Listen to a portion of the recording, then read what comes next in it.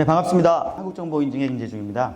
오늘 소개해드릴 부분들은 아마 오전에 국가망 보안책에 관련된 기본적인 컨셉과 전체적인 방향에 대한 부분 소개해드렸고, 아마 제로 트러스트 관련된 부분들도 우리 최 대표님이 잘 설명을 해주신 것 같습니다. 저는 이런 두 가지 가이드라인에서 나오는 부분에서 저희가 아시다시피 공동인증기관이고 인증서나 OTP 관련된 부분에 이런 사용자 인증 컨셉 부분들 많이 가지고 있고, 추가적으로 뭐 차량 인증이라든지 기기 쪽까지도 계속해서 포커싱을 하고 있는 부분들인데, 아마 기존의 이런 폐쇄망에서 망이 오픈이 됐을 경우에 다양한 위험들이 많이 나오기 때문에 그런 부분들을 어떻게 보완할 것이냐라고 하는 부분들을 아마 이런 가이드를 통해서 할 거고, 그것들에 대한 부분들을 여러 가지 평가라든지 말씀하셨던 게 ISMS-P, 저희 같은 경우 전자서명 인증사업자, 본인확인기관, 아마 특정 목적에 맞춰서 다양한 이런 평가 기준들이 나올 거라고 보여지고요. 그 중에서 저희가 뭐 주력으로 하고 있는 인증 관련된 부분을 소개드리고, 그 부분들을 어떤 식으로 실제 매핑할 수 있을지는 아까 이런 등급별로에 대한 부분이라 아마 조금은 지금 하셔야 되는 국가기관이나 공공기관의 역할이지 않을까라고 하고요. 지금 민간에서 많이 쓰고 있는 부분들을 소개시켜 드리고, 그런 부분들을 어떻게 적용할지에 대한 부분들은 아마 같이 고민을 해야 될 부분 같습니다. 그래서 먼저 아까 두 가지 가이드라인, 특히 이 가이드라인에서 인증 부분에 대한 부분들을 포커싱을 해서 좀 설명을 드리고요. 그쪽에서 나오는 인증 방법들이 많습니다. 뭐 다중인증, 인증서, 모바일 신분증, 뭐 전자서명 기기, 뭐 지속인증, 이런 부분이 나오는데요. 이런 부분들은 저희가 적용한 사례 위주로 설명을 좀 드리고 결론을 내도록 하겠습니다. 네, 이게 가장 핵심일 것 같은데요. 결국은 이제 정보 시스템이나 데이터의 중요도에 따라서 기밀, 민감, 공개로 나누어져서 차등 적용을 해야 되는 부분입니다. 결국은 이러한 기밀, 민감 부분에 대해서는 어떠한 보안 부분들, 어떠한 인증 부분을 적용해야 될지에 대한 부분들을 정보 시스템이나 정보 서비스에 맞춰서 어떻게 잘 적용하는 부분들이 가장 핵심일 것 같습니다. 그래서 이 구조에 대해서는 아마 많이 설명을 보셨었던 것 같고요. 이 부분에서 저희가 포커싱을 하는 부분들은 보시는 것처럼 이러한 다양한 공공 서비스가 다른 부분에 오픈이 됐을 때 이게 뭐 민감인지 기밀인지에 따라서 다양한 정책들이 필요하게 되고요. 그때 가장 중요한 이 인증 부분에 대한 부분들을 포커싱하고자 합니다.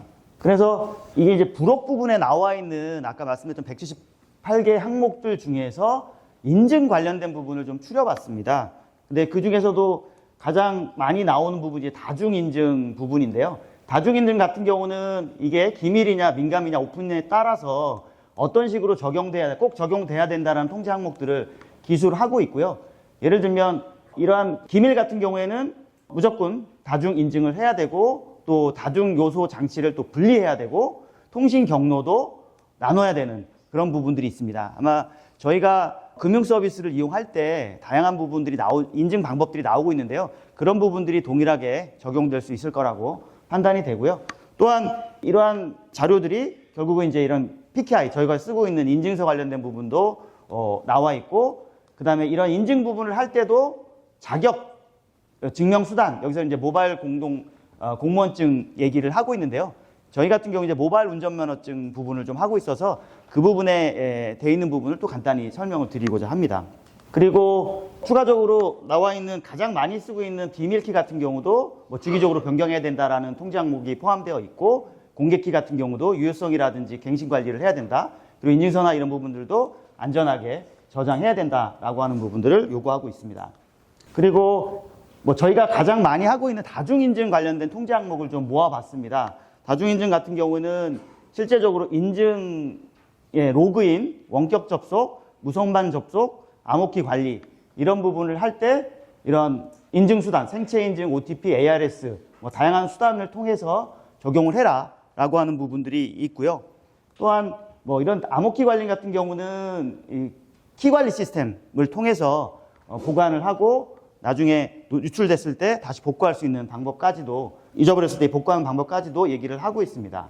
그 다음 제로 트러스트 가이드 관련된 부분입니다. 뭐 제로 트러스트 얘기를 하시다시피 네버 트러스트, 베리파이 올웨이스 베리파이 부분을 원칙적으로 해서 실제적으로 모든 부분을 신뢰하지 않고 하기 때문에 무조건 접속한 후에 이 보호 자원에 대한 인증을 할 때마다 인증의 여러 가지 요소들을 보고 동적 인증을 하는 구조입니다. 그래서 저희가 최근에 발표된 2.0의 어떤 기존 원리를 보시면 기본적으로 이 사용자나 기기에 대한 강력한 인증을 요구하고 있고요. 또한 이런 상태들을 모니터링 해가지고 지속적으로 검증하고 제어해야 된다라고 하는 부분들을 얘기하고 있습니다. 그래서 뭐 이 아키텍처를 보시면 저희가 보는 부분들은 이쪽이라고 보여지거든요. 요 정책 아이디 관리 시스템 부분이 실제로 저희가 이 인증을 담당하는 쪽에서 실제 인증 정책에 따라서 다양한 인증 수단들을 제공할 수 있는 부분을 해야 하고 그런 부분에 들어오는 사용자에 대한 계정이나 식별을 기록하고 관리하는 부분이 필요하다고 보고요. 그래서 지금 제로트러스트 관련된 성숙도 부분들 평가에 따라서 말씀하셨지만 기본적으로 3가지에서 4가지로 2.0에서 확대가 됐고 실제 신원 확인하고 식별 관련된 부분에서는 이렇게 되어 있습니다. 기본적으로는 아이디 패스워드겠죠. 이 아이디 패스워드가 2단계로 가면서 다중 인증 또는 이제 파이도 기반 인증이 되고 이게 이제 향상이 되면 있던 어떤 패턴이라든지 행동 기반의 컨텍스트 기반의 인증으로 발전하고 이게 실제적으로 4단계 옵티말로 가게 되면 AI 기반의 위험도 결정이나 지속적인 보호 부분들로 이렇게 확대하게 되어 있는 부분이 있고요. 이런 부분들에 맞춰서 어떤 부분을 어떻게 적용할지에 대한 부분들은 약간 좀 다른 부분이라고 보여지고요. 그래서 요거는 조금 더 디테일하게 제로 트러스트 부분에서 얘기하고 있는 인증 부분입니다. 그래서 똑같은 부분이죠. 이렇게 부분이 있고 지속적으로 뭐 위험도 평가라든지 접근 관리라든지 뭐 이런 부분까지도 구체적으로 각 단계별로 성숙도 모델을 정의를 하고 있습니다. 그리고 지금 이제 뭐 다중 인증 관련된 부분에서도 이렇게 기존에 있는 어떤 구축 부분 플러스 초기적으로 파이도 기반 부분을 적용을 하고 이것들이 이제 합쳐져 가지고 MFA에 대한 자동화라든지 사용자 경험 최적화 부분까지도 가고 향후에 좀 옵티말 부분으로 해서 고급 보안 부분까지도 확장하는 부분으로 해서 이런 모델들을 성숙도를 정의하고 있고요. 지속 인증 같은 경우는 아마 아직까지는 조금 생소하긴 할 것 같습니다. 뭐 키보드에 패턴을 한다든지 사용자가 쓰고 있는 앱들을 한다든지 뭐 여러 가지 사용자의 어떤 데이터를 수집하는 부분들이 필요한 부분이 있어서 그런 부분들은 아마 지속적으로 지금 나오고 있는 어떤 서비스라고 보여지고요. 그래서 이것도 이렇게 단계적으로 정의를 하고 있습니다. 그래서 아마 제로 트러스트 아키텍처를 적용할 때 보통 이런 플로우를 가져가게 될 것 같고요. 기존에 이런 사용자가 이 PDP를 접속을 하게 되면, 접속 요청을 하게 되면 이 사용자에 맞는 정책들을 결정을 하고 이 IDP라고 하는 서비스 프로바이더가 해당하는 사용자에 대한 인증 방법들을 수행을 하는 거죠. 이걸 수행을 하고 나서 그 결과를 전송을 하고 실제 서비스 요청 부분들이 이루어지고 나서 이 자원이나 데이터들의 사용자에 대한 부분들에 대한 정보를 받아서 처리하는 이런 동적인 어떤 인증 구조를 가지게 되는 거고요. 이제 저희 같은 경우는 이 IDP 쪽에 포커싱을 해서 준비를 하고 있는 상태입니다. 그리고 이제 다음 단계로서 다중 인증 부분인데요. 지금 보시는 것처럼 이게 이제 보안 뉴스에서 조사한 통계 자료를 보시면 현재도 이건 중복입니다. 근데 72%가 이 패스워드를 쓰고 있고요. 패스워드는 아시다시피 해킹과 유출, 망각들 부분에서도 위험하기 때문에 이런 부분을 보완하기 위한 다양한 부분들이 나오고 있었습니다. 그 중에서도 아마 이 MFA라고 해서 여러 가지 부분들을 얘기를 했겠지만 뭐 지식 기반이나 소유 기반이나 생체 기반을 이제 결합해서 하는 부분을 이제 MFA라고 하고 있고 다양한 부분에서 이 MFA는 사용이 되고 있는 구조라고 보시면 될 것 같고요. 가장 많이 쓰고 있는 부분들이 아마 이거는 저희가 2015년 삼성페이를 서비스하면서 비밀번호 카드의 부분을 이제 이 생체로 바꾸자라고 해서 진행했던 파이도 부분인데요. 뭐 최근에는 이제 패스키라고 하는 부분으로 발전을 해서 삼성이나 MS나 애플에서 이 패스키 클라이언트를 제공을 하고 그거를 쓸 수 있는 환경들을 모바일 쪽에서 적용을 하고 있는 구조이기 때문에 이 부분도 아마 계속해서 비밀번호를 제거하는 방향으로 해서 확대가 될 것으로 보여집니다. 그리고 뭐 다중 쪽에서는 가장 잘 아시다시피 저희가 많이 이 공동인증서 관련된 부분에서는 PC에 그거를 설치하고 거기서 비밀번호 치고 그랬을 때에 대한 해킹들이 유료가 많다 보니까 사용하기 불편하고 실제 내가 1년에 한 번씩 갱신하고 나면 그 갱신된 부분들을 또 다시 모바일 앱으로 이동 복사해야 되는 불편함이 너무 많다 보니까 그런 부분들을 어떻게 보면 해소할 거라는 노력들을 열심히 하고는 있습니다만은 어찌됐건 다양한 부분에서의 시도들은 아마 다양한 방법으로 발전하고 있는 것 같습니다. 그래서 어떤 특정 부분을 강요할 수도 없고 그건 사용자의 환경이나 선택에 따라서 달라질 수 있는 부분이라고 판단이 되고요. 키움증권에 쓰고 있는 사례 부분인데요. 내가 PC에 들어갔을 때 스마트폰의 QR을 이렇게 선택을 하게 되면 실제 이 영웅문에서 선택된 다양한 인증 방법들을 여기서 인증을 하게 되면 이 결과가 전달이 돼서 자동으로 로그인하게끔. 그래서 어떻게 보면 모바일 앱을 많이 쓰시는 고객들은 PC 환경에 낯설지만 모바일 환경으로 바로 전환할 수 있는 부분일 것 같고요. 또한 저희가 이제 그리핀 타워라고 하는 OTP나 2차 인증 솔루션을 공급하고 있습니다. 그 공급하는 부분들은 실제 기업들이 쓰고 있는 다양한 환경에서 내가 쓸 수 있는 파이도나 QR이나 OTP나 SMS, 이 메시지 인증의 이런 다양한 수단들을 지금 말씀하신 요 환경들이 여러 가지가 있지 않습니까? 이 여러 가지 환경에 결합해서 쓸 수 있는 통합 인증 부분들을 제공을 하고 있고요. 예를 들면 이런 무선 인터넷 접속을 하기 위해서 기존에 그냥 갖다 쓰는 게 아니고 이렇게 각 무선 인터넷 보안을 위해서 이걸 클릭을 하게 되면 이런 OTP 번호를 입력할 수 있게끔 해서 저희가 이 OTP를 통해서 2차 인증을 통해서 접속하는 사례도 하나가 있고요. 또한 요거는 이제 VDI 가상 데스크탑 인프라에 사용되는 사례입니다. 그래서 보시면 요 로그인을 할 때 아이디 패스워드로 입력을 하고 그 다음에 요 원격 접속을 클릭하게 되면 실제 OTP 번호를 요구하게 됩니다. 그러면 폰에 있는 OTP 앱을 띄워서 나온 번호를 입력하면 실제로 접속하게 되는 이런 부분이 하나가 있고요. 또한 요 이제 그룹웨어 로그인 관련된 부분도 실제 아이디 패스워드와 결합해서 멀티팩터 오센티케이션을 결합하는 부분입니다. 그래서 OTP 부분을 입력하면 요 정보를 입력할 수 있게끔 하는 부분도 있고요. 이 부분은 이제 파이도를 통해서 지문만 되면 갑자기 같이 처리될 수 있는 부분까지도 지원을 하고 있습니다. 그리고 이제 다음 부분은 이제 공동인증서 간편인증 부분입니다. 이 부분은 아마 가장 큰 부분들이 본인 확인에 대한 부분, 현재 휴대폰 본인 인증을 통해서 거의 90% 이상 이 본인 확인을 하고 계시고 적용을 하고 있는데 이런 부분들이 그거 말고도 지금 보시는 것처럼 인증서 기반의 본인 확인 서비스라고 하는 UCPI 부분도 있고요. 카드사라든지 IPM 부분은 아직 이동 부분이 있긴 하지만 어찌됐건 다양한 부분에서 본인 확인을 제공하고 있기 때문에 이런 부분은 선택적으로 적용하셔서 쓰실 수 있는 구조이고요. 또 저희가 이제 가장 큰 공동인증서 관련된 부분에서의 변화라고 할 수 있는 부분이 두 가지인데요. 하나는 비대면 발급하는 부분하고 클라우드 부분입니다. 먼저 이제 비대면 관련된 부분은 기존의 개인인증서 같은 경우는 은행에서 계좌정보 이런 부분을 통해서 발급을 다 하셨었죠. 근데 이제 이런 개인 사업자나 법인 관련된 부분에 대한 비대면 부분들도 확대하고 있는데 먼저 이제 오픈한 부분들이 개인 사업자 부분입니다. 그래서 기존에 이런 대면을 통해서 발급했던 부분들을 실제로 저희가 비대면을 통해서 오픈을 했고요. 그런 부분들은 아마 잘 아시다시피 정부24나 이런 쪽에서 이런 사업자 등록증을 실제로 발급하고 발급된 부분을 인증기관에 전송해주는 그런 서비스들과 연결을 해서 적용할 수 있게끔 되고 그 다음에 보시는 것처럼 휴대폰 본인 인증, 계좌 점유 인증, 신분증 진위 확인 이런 어떤 KYC를 하고 있는 사례들이 확대되면서 적용이 가능했던 부분들이고요. 그래서 기존보다는 훨씬 더 빠르고 편리하게 인증서를 받을 수 있는 환경들이 만들어졌습니다. 그래서 이런 부분들은 아마 여기서 쓰시는 서비스에 맞춰서 적용이 가능한 부분이라고 보여지고요.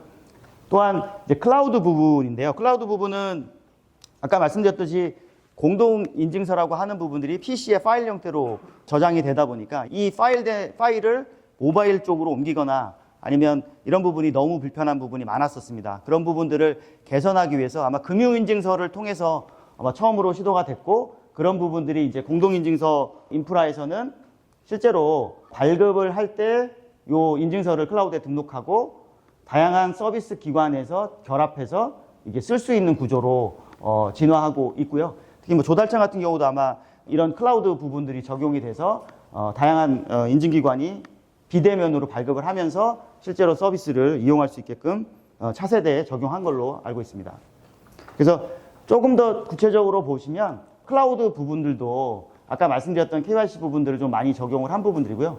그래서 실제로 사용자가 인증서를 선택을 하면 선택된 인증서에 약관을 동의하고 사용자 정보를 입력하면 요 사용자가 기기를 소유하는지 안 하는지에 대한 애모 인증을 하고 애모 인증을 한 다음에 휴대폰 본인 인증하고 마지막 확인해서 사용자가 이제 클라우드에 저장하는 사례라고 보시면 될 것 같습니다.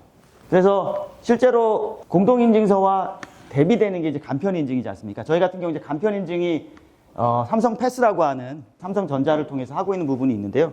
보시는 것처럼 기존에 이렇게 간편 인증이 지금 전자서명 인증 사업자라고 해서 21개가 있고 그 중에서 공인인증을 빼면 나머지 부분들은 다 이렇게 자기네 앱에 인증서를 보관하고 필요할 때 푸시를 통해서 전자서명을 하거나 이런 걸 해서 결과를 전달해주는 방식으로 대부분 되어 있고 이 부분들은 공공기관에 보시는 것처럼 뭐 국세청이라든지 경찰청 이런 부분에 로그인 부분으로 사용을 하고 있는 기능이라고 보시면 될 것 같습니다. 그리고 이제 다음은 이제 모바일 신분증 부분인데요. 이 부분은 정부가 모바일 운전면허증이라고 하는 부분들을 만들어서 지금 확산을 좀 계속해서 하고 있는데 아시다시피 모바일 운전면허증에 대한 발급이 아직은 조금 더디고 있긴 하지만 실제 이게 지금 주민등록증도 확대가 될 거고 나중에 장애인이나 이런 쪽까지도 계속 확대가 된다면 이것도 하나의 오프라인 본인 확인을 통해서 발급한 신분증을 스마트폰에 넣고 스마트폰에 있는 운전면허증이나 주민증을 가지고 본인 확인 수단으로 활성화할 수 있는 어떤 수단으로 확대될 것으로 보고 있습니다. 그리고 이러한 그 모바일 신분증은 휴대폰을 통해서 말씀드린 것처럼 간편 인증에 활용될 수도 있고요.